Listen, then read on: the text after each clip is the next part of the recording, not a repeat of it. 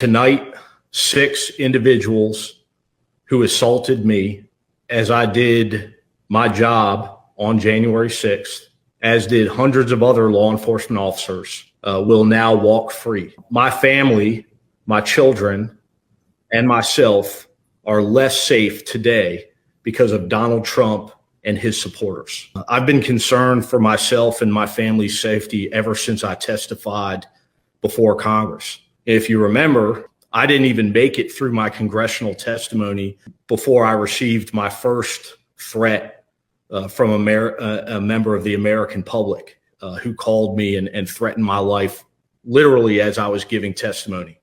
And those threats have continued to this day against both myself and members of my family. In recent months, my mother has been swatted, a 76-year-old woman who's guilty of nothing other than having a son, a police officer who responded to the Capitol on January 6th. And she's also had human feces thrown on her while she was raking leaves in her front yard. There was no insurrection, and to call it an insurrection, in my opinion, is a bold-faced lie. You know, if you didn't know the TV footage was a video from January the 6th, you would actually think it was a normal tourist visit. Those are lies.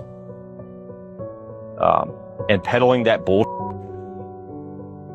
is an assault on every officer that fought to defend the Capitol.